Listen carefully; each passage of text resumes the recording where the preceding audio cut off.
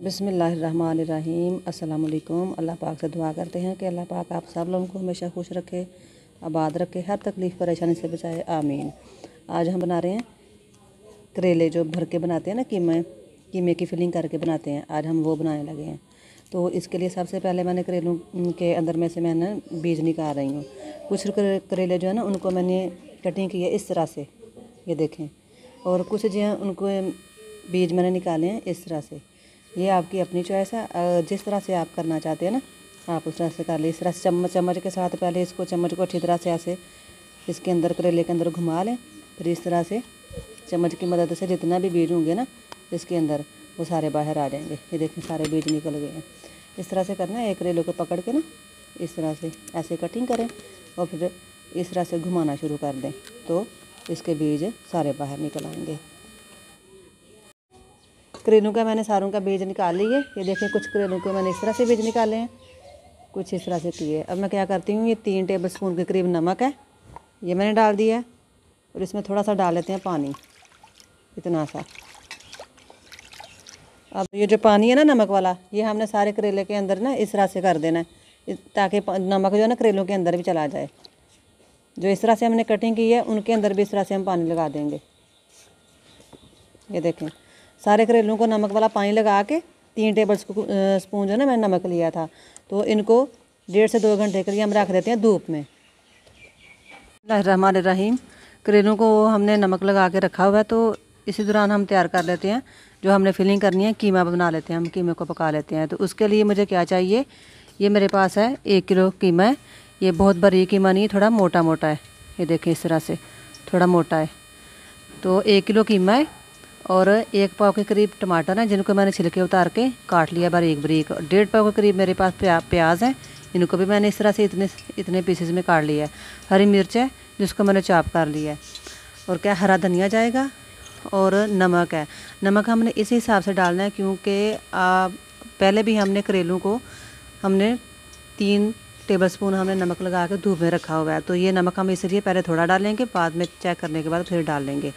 और 3 से 4 चम्मच मेरे पास है ये दही है, 2 टेबल स्पून कुटी हुई लाल मिर्च है और 1 टेबल स्पून हल्दी है। और आधा पाव के करीब मैंने इधर कढ़ाई में घी डाल दिया है। घी जो वो गर्म हो गया, अब हम इसमें डाल देते हैं ये जो मेरे पास कीमा है। बिस्मिल्लाहिर्रहमानिर्रहीम। जो करेले की फिलिंग है ना उसमें इतने ज़्यादा मसाले नहीं जाते, जैसे जीरा सूखा धनिया वगैरह ये इतना ज़्यादा नहीं जाता है क्योंकि करेले जो है ना उनकी तसीर थोड़ी गर्म होती है। तो अगर हम सूखा धनिया ज़ीरा अदरक लहसुन वगैरह डालेंगे तो ये फिर हमें खाने के बाद और तलखी करेंगे। तो इनके साथ लस्सी ले, दही वाली लस्सी ले लें या कच्ची लस्सी ले तो जायका इसका बहुत ज़्यादा आता है।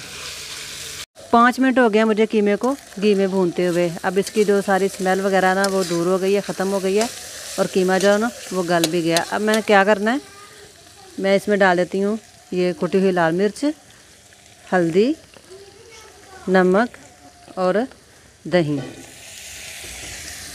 ये चीज़ें डालने के बाद इसको मैं इतनी देर भूनूंगी कि जो मैंने दही डाला है ना वो पानी खुशक हो जाए।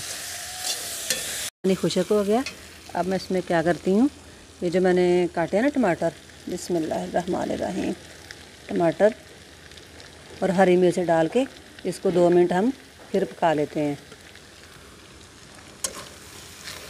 टमाटर और प्याज को मैंने डाल के 2 मिनट भून लिया।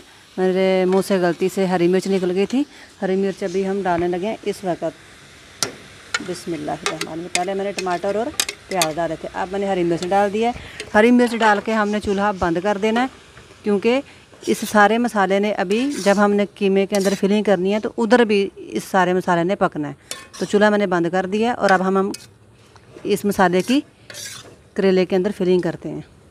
रहीम करेले जो है ना उनकी मैं फिलिंग शुरू कर दी है। ये जो मैंने इस तरह से कट लगाया ना, इसको इस तरह से काटा है, इनको हल्का से एक साइड से कट लगा लें अगर आपको फिलिंग करने में मुश्किल हो रही है। तो इस तरह से फिंगर के साथ मसाला रखते जाएं और इनकी फिलिंग करते जाएं। इनकी फिलिंग कर, ये जो दूसरे करेले हैं इनकी मैंने फिलिंग कर ली है। अब हम इनके ऊपर धागा लपेटते हैं। ये देखिए इस तरह से आपने इसकी फिलिंग कर लेनी है। मैंने करेलों के ऊपर धागा लपेट लिया है।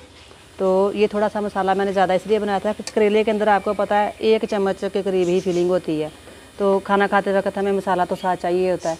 तो ये देखें, बिस्मिल्लाहिर्रहमानिर्रहीम, बिल्कुल हल्की आंच पे हमने इनको फ्राई करना है। मैं इनको तवे में भी कर रही हूँ, पैन में भी कर रही हूँ, आपकी अपनी मर्ज़ी, आप जिस चीज़ में चाहें कर सकते हैं। ये देखें, और दूसरी तरफ मैं इनको डाल देती हूँ पैन में। बिस्मिल्लाहिर्रहमानिर्रहीम। ये करेले देखें, इनको मैंने कर लिया फ्राई, इनको मैंने थोड़ा सा डार्क फ्राई किया है, और ये जो करेले हैं ये अभी फ्राई हो रहे हैं। अगर आपको इस तरह के पसंद है थोड़ा सा डार्क, इनको थोड़ी ज़्यादा लगवा लें। अगर इस तरह के पसंद करते हैं तो इस तरह के रख लें। इन करेलों का ये फ़ायदा है कि इनके ऊपर हमें धागा नहीं लपेटना पड़ा।